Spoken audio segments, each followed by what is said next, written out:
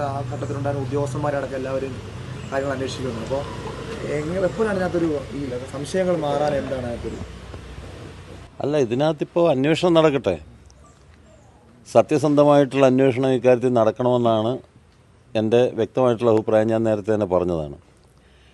ഇതിൽ ഇപ്പോൾ എന്നെ സംബന്ധിച്ച് പറയുമ്പോൾ ഞാൻ 2 വർഷം പ്രസിഡൻ്റായിരുന്ന സമയത്താണ് സ്ത്രീ പ്രവേശന പ്രശ്നം, അതുപോലെ തന്നെ കോവിഡ് തുടങ്ങിയിട്ടുള്ള നിരവധിയായിട്ടുള്ള പ്രശ്നങ്ങൾ, അതിനിടയ്ക്കാണല്ലോ ഈ സംഭവങ്ങളൊക്കെ ഉണ്ടായിട്ടുള്ളത്. അപ്പോൾ അതുകൊണ്ട് ഇത്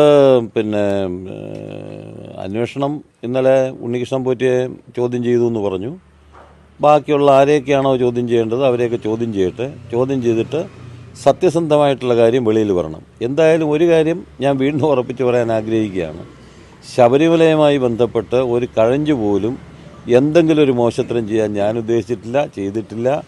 അതുകൊണ്ട് തന്നെ സത്യസന്ധമായി അന്വേഷണം നടത്തി കുറ്റവാളികളായിട്ടുള്ളവരെ ശിക്ഷിക്കപ്പെടണം എന്ന കാര്യത്തിൽ എനിക്ക് തർക്കമില്ല. പിന്നെ ഒരു കാര്യം കൂടെ പറയാനുള്ളത്, ഈ ഉണ്ണികൃഷ്ണൻ പോറ്റി മറ്റേ പീഠത്തിൻ്റെ കാര്യം പറഞ്ഞപ്പോൾ അന്ന് ഉണ്ണികൃഷ്ണൻ പോറ്റിയായിരുന്നു മാധ്യമങ്ങളെ സംബന്ധിച്ച് ഏറ്റവും വലിയ ആളായിട്ട് കണ്ടത്. ഇപ്പോൾ കാണുന്നത് വിജയമല്യയാണ്, 98ആണ്. ഇനിയും അതെങ്ങനെ മാറി വരും മറിഞ്ഞു വരുമെന്നുള്ളതിനെപ്പറ്റി ഇപ്പോൾ പറയാനാകത്തില്ല. അപ്പോൾ അതുകൊണ്ട് ശബരിമലയുമായി ബന്ധപ്പെട്ട് ഇതേപോലെയുള്ള കാര്യങ്ങൾ നടന്നിട്ടുണ്ടെങ്കിൽ ആ കാര്യങ്ങൾ ഉൾപ്പെടെയുള്ള മുഴുവൻ കാര്യങ്ങളും അന്വേഷിക്കണം.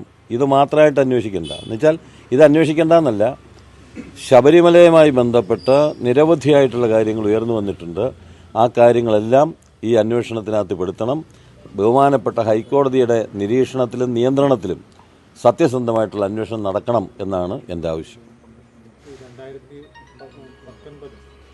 ഇത് രണ്ടാമത് റീവർക്ക് ചെയ്യാൻ വേണ്ടി കൊടുക്കുന്ന ഘട്ടത്തിൽ ദേവസ്വം ബോർഡ് ചെമ്പ് വാളി കൈമാറുന്നു എന്നാണ് ദേവസ്വത്തിൻ്റെ തീരുമാനവും. പിന്നീട് ചെന്നൈയിൽ കിട്ടിയതും ചെമ്പുവാളിയാണ് എന്ന് പറയുന്നുണ്ട്. അപ്പോൾ ഈ പത്രങ്ങളിലും ദൃശ്യമാധ്യമങ്ങളിലും വന്നിട്ടുള്ള ദൃശ്യങ്ങൾ പരിശോധിക്കുമ്പോൾ 2019 ഇത് ഗോൾഡ് പ്ലേറ്റഡ് ആണ്. അല്ല, അതിനകത്ത് എന്താ സംഭവം എന്നോട് ചോദിച്ചപ്പോഴും ഞാൻ പറഞ്ഞൊരു കാര്യമുണ്ട്. അത് പറയാനിടയായ സാഹചര്യം എന്താ?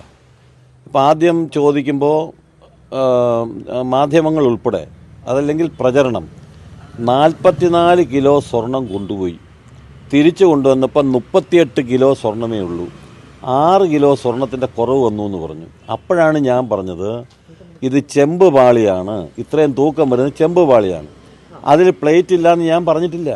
അത് പക്ഷേ അത് മാത്രമായിട്ട് വേർതിരിച്ചിട്ടാണ് അത് പറഞ്ഞിട്ട് എന്നെ ആക്രമിച്ചത്.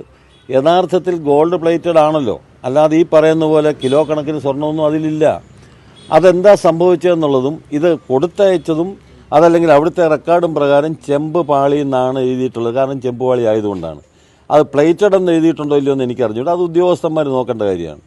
അപ്പോൾ അതുകൊണ്ട് എൻ്റെ ഭാഗം ഞാൻ ആദ്യം പറയുമ്പോൾ ഈ 44 കിലോ സ്വർണം എന്നുള്ള വാദഗതി മാധ്യമങ്ങൾ ഉൾപ്പെടെ ഉയർത്തിയപ്പോഴാണ് അത് 44 കിലോ സ്വർണമല്ല ചെമ്പ് പാളിയാണ് എന്ന് ഞാൻ പറഞ്ഞത്. ഞാൻ പറഞ്ഞല്ലോ, നമ്മുടെ ശ്രീപത്മനാഭസ്വാമി ക്ഷേത്രത്തിൽ കൊട്ടാരത്തിൽ നിന്നുള്ളവർ തൊഴുതിട്ട് തിരിച്ചു വരുമ്പോൾ കാല് തട്ടി ഈ ഇവിടുന്ന് ഒരു തരി പോലും എടുത്തിട്ടില്ലെന്ന് ബോധ്യപ്പെടുത്തിയാണ് ഇറങ്ങിപ്പോകാറുള്ളതെന്ന് പറയുന്ന പോലെ ഇക്കാര്യത്തിൽ ശബരിമല ധർമ്മശാസ്താവിൻ്റെ 1 ഗ്രാം സ്വർണം പോലും പോകാൻ ഞാൻ അറിഞ്ഞ് സമ്മതിച്ചിട്ടില്ല, സമ്മതിക്കത്തില്ല.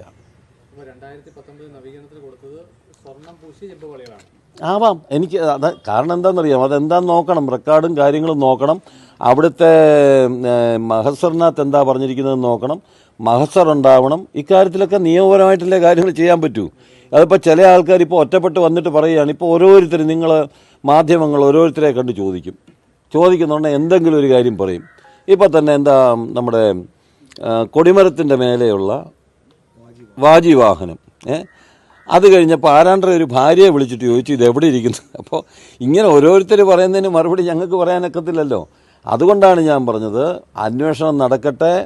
അവിടെ നടന്നിട്ടുള്ള ശബരിമലയുമായി ബന്ധപ്പെട്ട്, ശബരിമല മാത്രമല്ല ഇനിയിപ്പോൾ മറ്റു പലയിടത്തെ കാര്യങ്ങൾ വരും, ആ ശബരിമലയിലെ കാര്യങ്ങൾ അന്വേഷിക്കട്ടെ. അന്വേഷിച്ച് പരിപൂർണമായി സത്യസന്ധമായി ആരാണ് കുറ്റവാളി എന്നുള്ളത് തെളിയട്ടെ.